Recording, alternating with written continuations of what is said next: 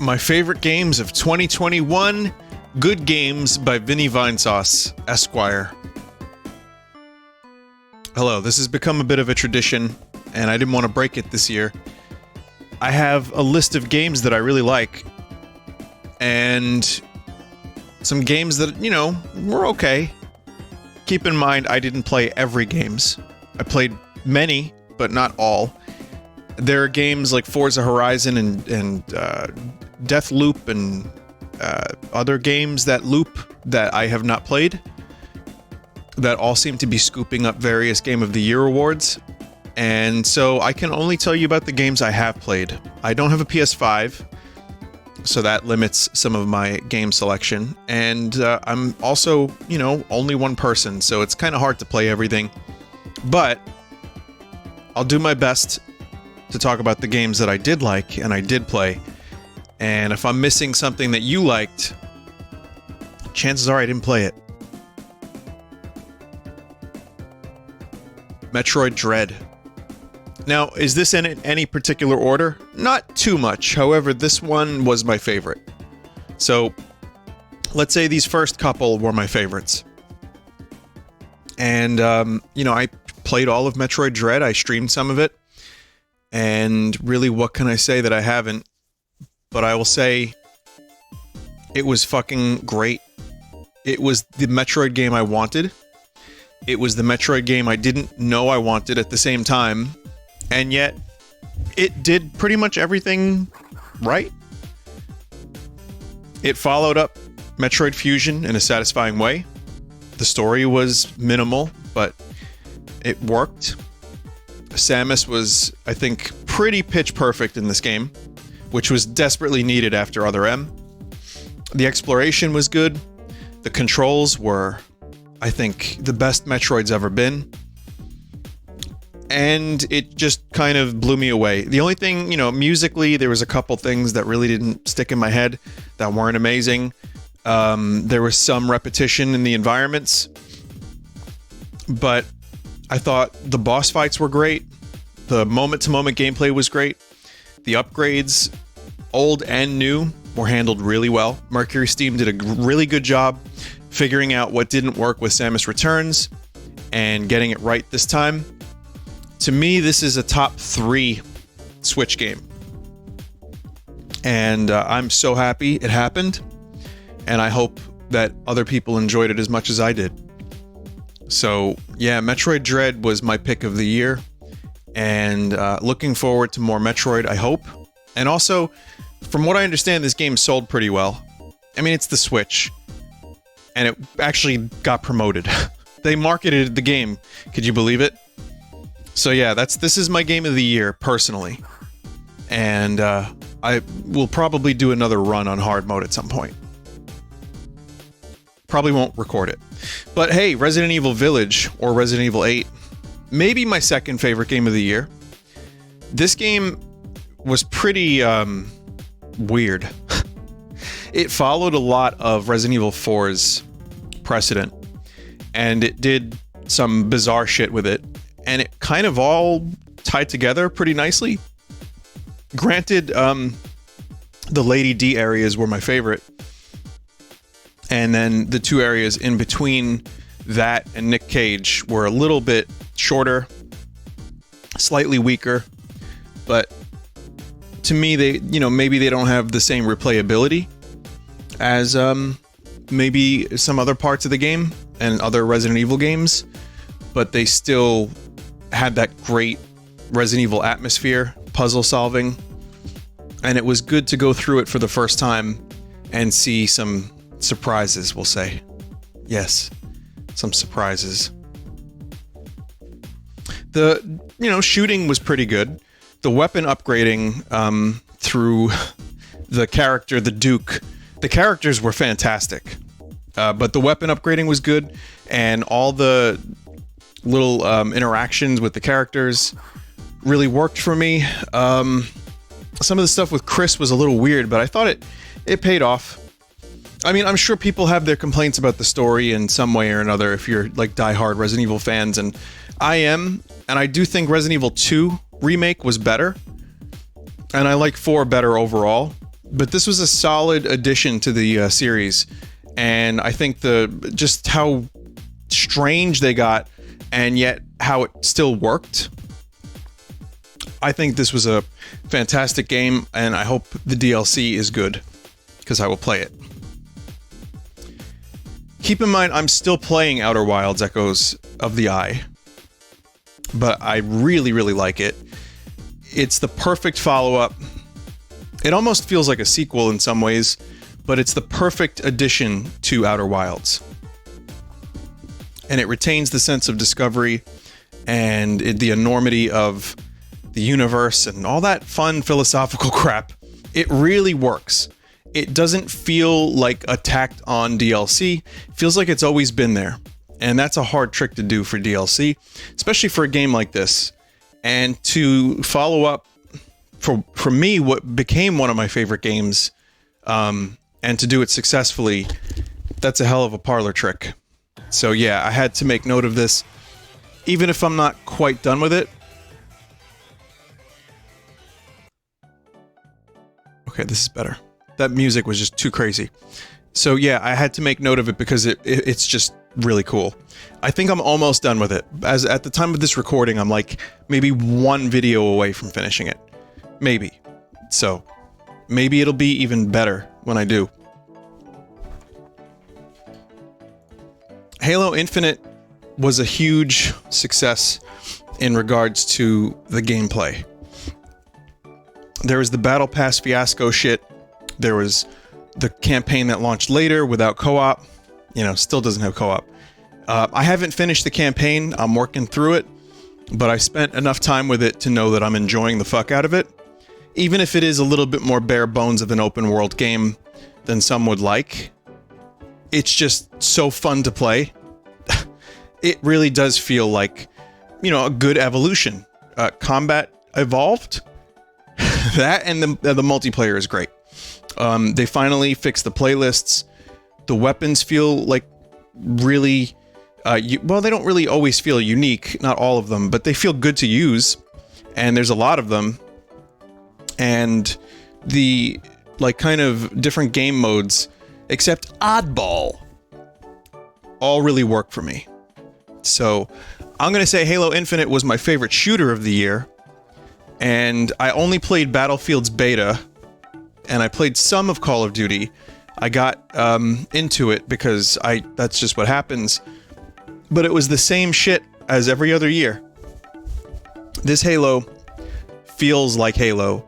It's a solid gameplay engine, and it also, in some ways, takes the series forward, but not too much.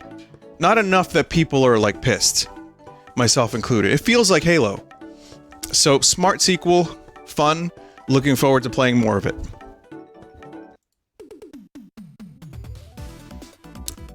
So, the next game on my list is Pokémon Snap New. Another really kind of clever update to an old series. Now, granted, there was only one game in that series, and I only remember playing it because I played it with a friend, so I didn't even have the game. But this was at the height of me being addicted to Pokemon cards, kind of. And I will say that the next game on this list should be just cardboard. But no, this was a really good game. It, again, retained the soul of the original game, added a lot of content, and there was a lot of stuff. The changing environments kept things fresh. There was better controls. There was online functionality that actually was smart and worked pretty well. And, like, boss battles. So, that, and also, like, just finding, like, secret areas, finding the secret pogies. It was fun. I enjoyed this game, and I think people don't talk about this one as much, because I think it was just a good game, and, you know, while everyone's mad at the old Pokemon game, or the new one, or whatever one is coming out next, Pokemon Snap just kind of released. It was good. It had some good DLC, and it ended up being a really chill game. So this was a fantastic release, and I'm glad it happened. Mario Party Superstars was nostalgia in regards to its mini games. And to me, this is the best Mario Party game in years. The 100 mini games that it came with, most of them were classics, and they were great. Yet, only a couple boards. There's 5 boards. 5 good boards. I feel like a DLC for this game would round it out to be maybe the best game in the series. I mean, that's subjective because people are going to have their favorites. Like 2 is a favorite for a lot of people. But if they added like 3 more boards, maybe more mini games, a couple more characters, this could contend. It was that good because it was return to form, smart quality of life improvements,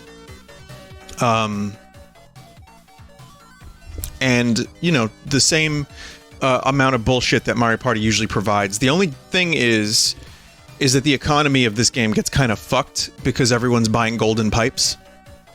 But even so, that aside, there's a lot of options. You can play it however you want, and it's pretty fucking quality. The music remixes are good, the visuals are actually really good, and it's a party game on the Switch, which, you know, that isn't Super Mario Party. So, yeah, I like this one. It ended up being a big surprise. I'm glad it was good. This was another big surprise. Valheim, I didn't even hear about, and then one day people were like, yo, you gotta check out this Viking game. You can build shit, and you can fight shit. And this was earlier this year. Valheim was voice crack, but good, and Viking. It was one of those games that just kind of took everybody by storm, and it ended up being really addictive, and I built some cool houses. I don't know if they still work, if I had my map. But the game is being updated very slowly. There's already been, like, some DLC for building. But the cool thing about it is just, like, I guess for me, the thing I like about it most is that it doesn't punish you for certain things that survival games would normally punish you for. And the combat, while simple, was very effective. And visually, I think the game looks great. Some people are like, oh, the textures are too low, or they're too, you know, pixel art or pixelated, and you know, not like, it's not a like next gen looking game. But for me, there was like so much beauty in this weird little game that yeah, it just ended up becoming a favorite. I'd like to return to it. Again, the team is pretty small, and they want to keep their team kind of small so they don't like compromise their vision, which is fine.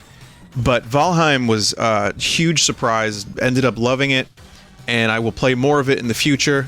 If you don't know what this game is, give it a shot. You might like it. It's pretty great. But play it with friends. It's better with friends. So New York Rat Simulator was maybe the second or third best game of all time that came out this year. And I'm going to say that this game ended up being... Inscryption is a card game that would scare some people away because cards equate to boring. Yet this was anything but. There's a lot of interesting elements in this game that are not just card related. And it gets kind of creepy.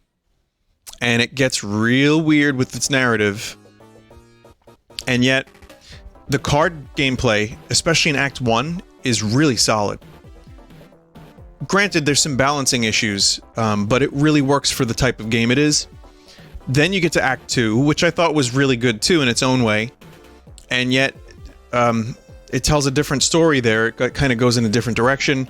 Act 3, while not as strong as Act 1, was also really fucking cool, and I applaud it for going in that direction. The problem is I tried to kept using skeletons in Act 2, and I think I'm a little dumb.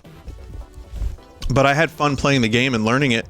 There's even like a roguelite mod, official roguelite expansion thing that they're working on for Act 1, so it's like endless. So I'm kind of curious about that.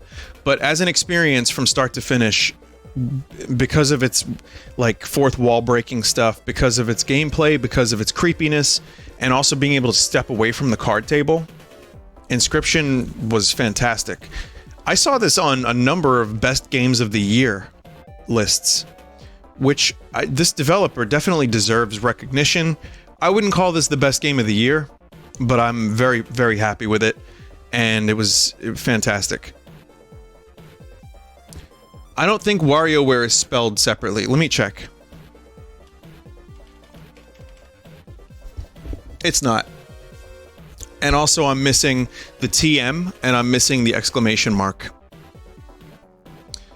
So here's what I'll say. WarioWare Get It Together was, at first, I thought maybe the best WarioWare game that had been released, because the amount of characters that all play a little differently added to something unique. Like, this game didn't really break any boundaries or new ground, but it was fun and interesting in its own way, and it also took the formula in a direction that maybe, I guess I didn't think would work at first, but then it really did, because you get to play the mini games as you would like a platformer.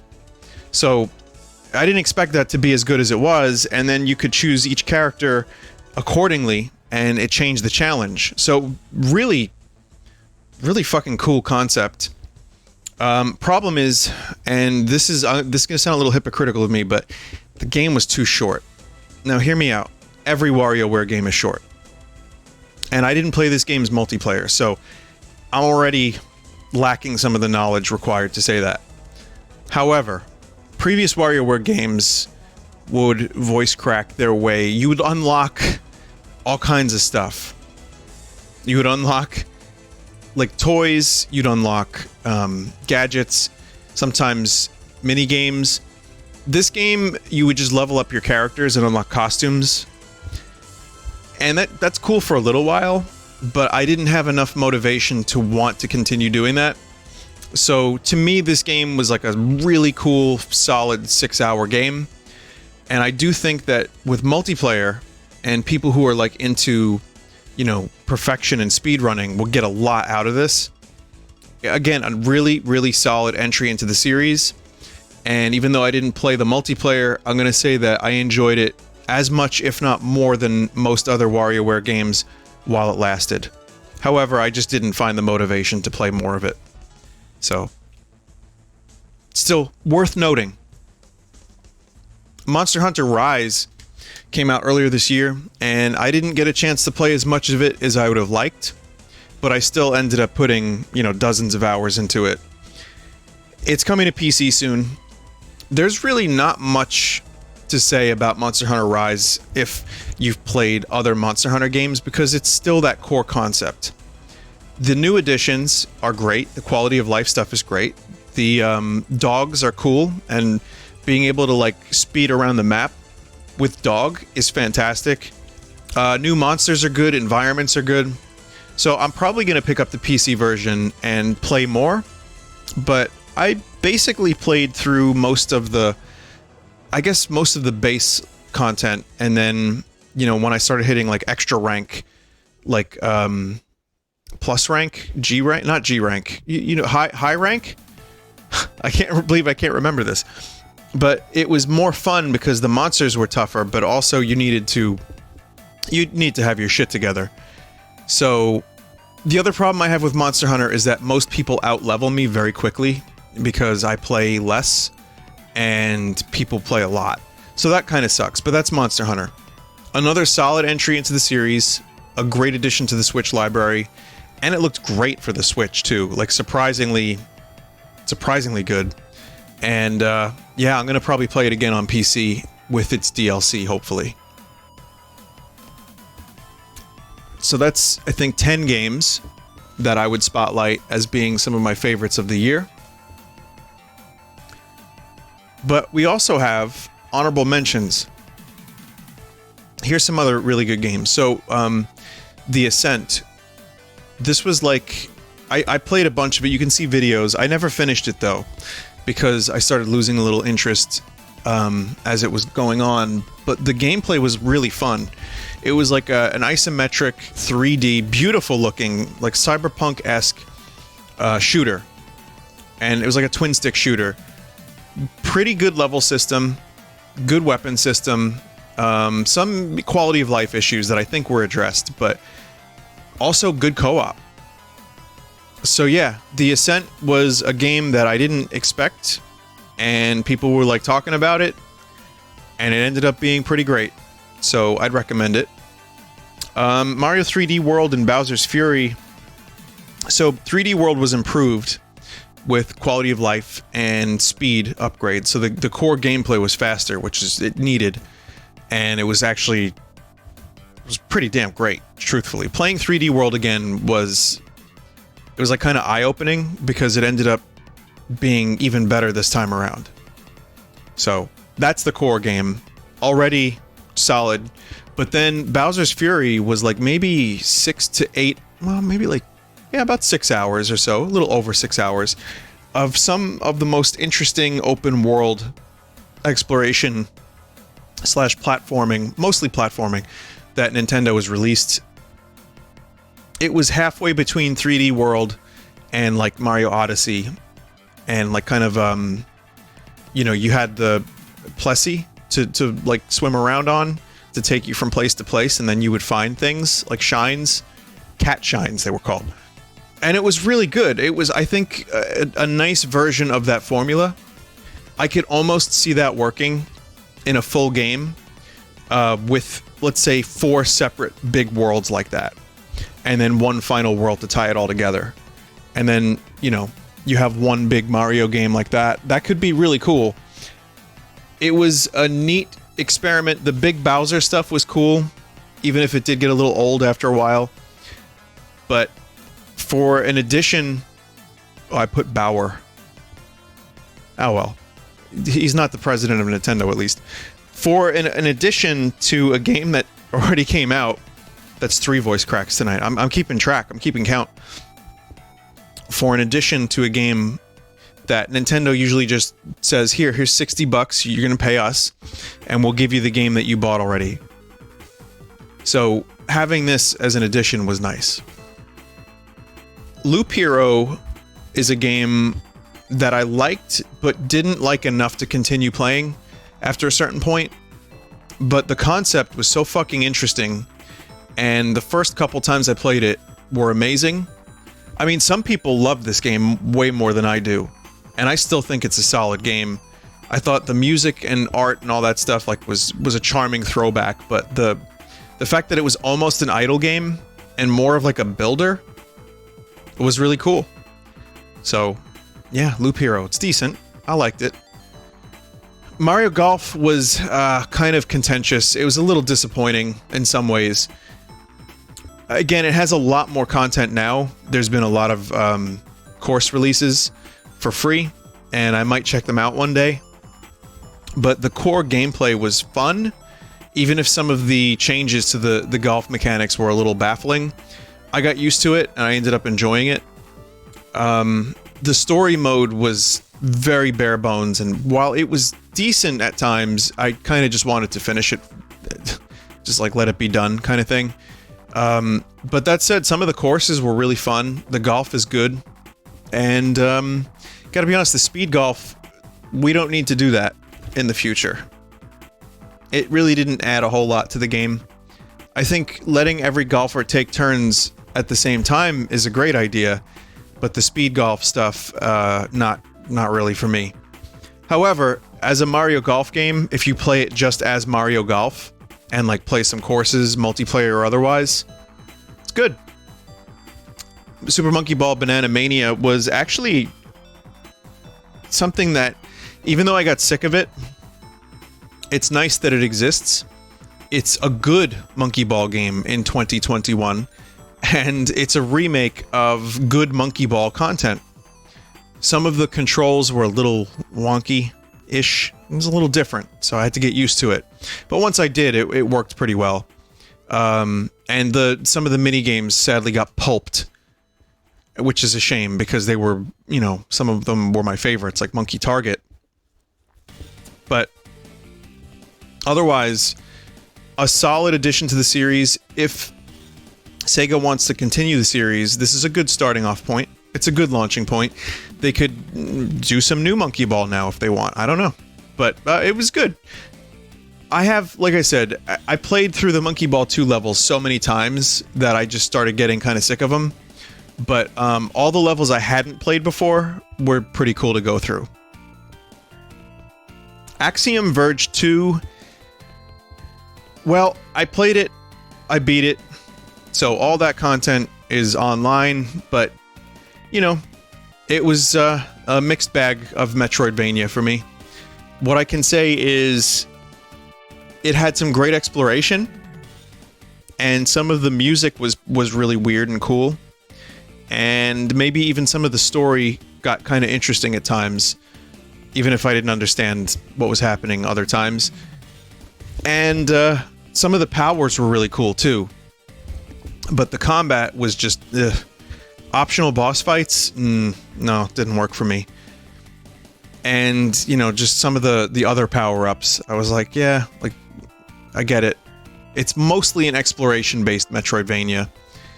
So there's definitely positives. Some people will probably like it a lot more than I do.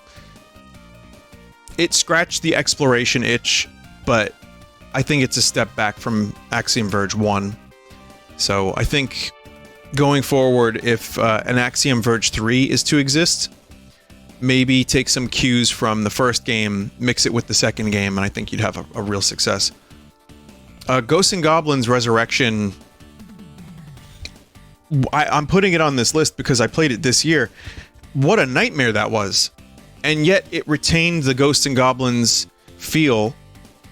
It was a little bit more friendly about deaths, and it was very rewarding. Though the game still has some of its problems, and some of it is just rooted in what type of game it is. I think people who like Ghosts and Goblins are going to really like this game, if they haven't played it. And it was mostly pretty good. I died a lot. You could almost get a full compilation out of that. You could. I don't know if it's been done. Maybe it has, but yeah, I died a lot. Zelda Skyward Sword HD. After a certain point, I was just ready to finish the damn game because it is a long game and there could be some streamlining. But what I learned from this version that came out on the Switch is that the game is actually pretty good. The dungeons are great. The music is great. The visuals are really vibrant and wonderful. The 60 FPS is fantastic, by the way, on this version. And some of the bosses are actually really well done. It's just that the motion controls, I still don't like them. And the compromise to play the game on a controller was okay. So, you know, aside from that though, and like, so if somehow the game was also cut down a little bit, so some of the more repetitive elements, like the sky, the flying and all that, were just maybe you lose another 5 hours of gameplay or something like that, I think it would be even better. But as it is, you know, the game gets hate. Some of it, maybe it doesn't deserve, because it's a really cool game, and it's, out of all the traditional Zeldas, it's the one I've only played once aside from this, and I ended up liking it. But yeah, no, it's not perfect. So, but it was, you know, You can hear it in my voice. I liked it, but I didn't love it. So Quake and Dusk. These are not games that came out this year, but I wanted to make special mention of them because the Switch versions came out, and also for Quake there was like a re-release, and it's a good version of Quake. The Switch version has a good gyro.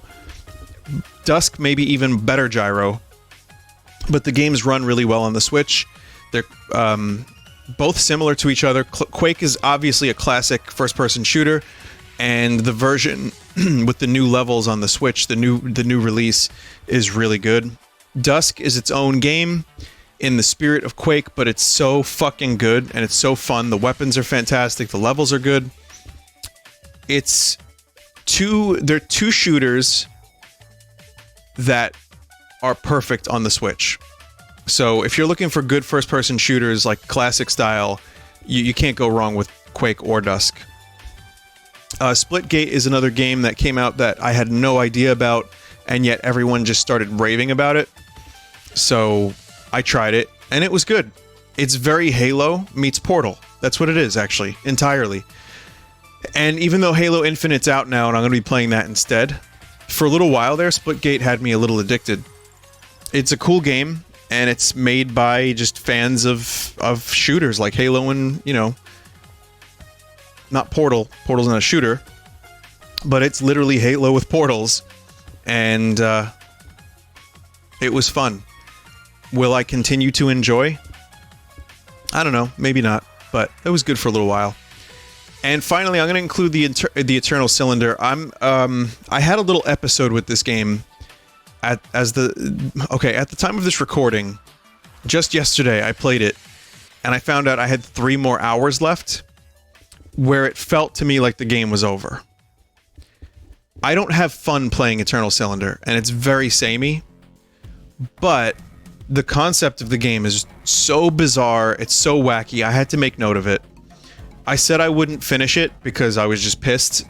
Truth be told, I just wasn't feeling good, and I might try to finish it. I haven't made up my mind yet. I'm thinking about it, but it, to me, overstays its welcome a little bit, because there's not really... The gameplay is you control these little alien fellas in a group, and sometimes your other fellas get killed.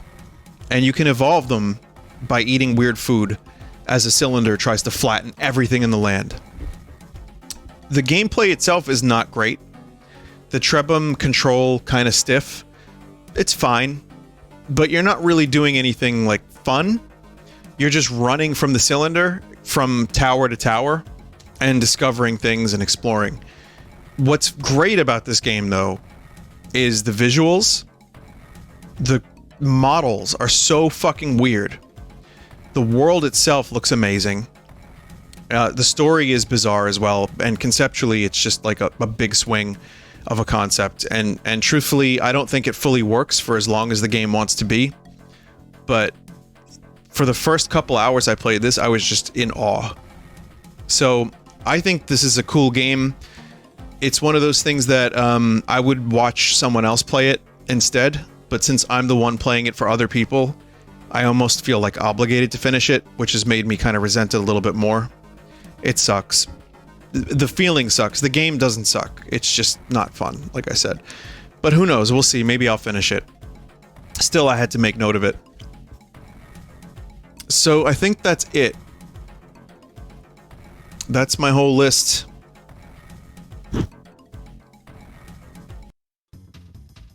Thank you for watching. Again, there are many games that I have not listed. I'm sure I'm forgetting one or two. You know, there's stuff I'm looking forward to next year, of course. And next year's going to be kind of stacked. We get Elden Ring, maybe Zelda, Mario and Rabbids 2. There's going to be that Pokemon Arceus game, which I'm not so sure about. But here, 2022 game releases. Oh, Skyrim was also my favorite game of this year. So Stalker 2 minus NFTs, wow. There's going to be Dying Light 2. I'll just throw a couple names at you. There's rumors of a new Mario game, which I don't think is going to happen. Chocobo GP, I really hope is good. Starfield comes out next year in November. Advance Wars 1 and 2 comes out. Bayonetta 3.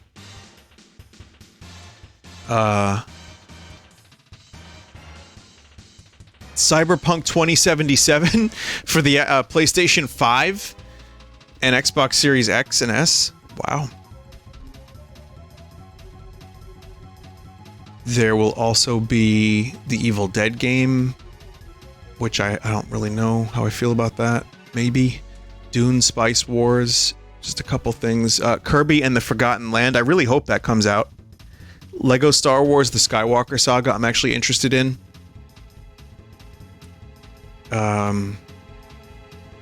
Going through this list here. Shadow Warrior 3. Splatoon 3. Can't forget about that. Breath of the Wild sequel. So I wonder if that's going to make the 2022 launch, but I think it will. If so, then this year is going to be amazing for all of this stuff. So yeah, 2022 is... I didn't play as many games this year as I did last year. Like, my list is a little shorter than last year's list for, I guess, a lot of reasons, but truthfully, I think I pretty much played every game that came out this year that I wanted to. So, yeah, I'm good. But, hey, thank you for watching.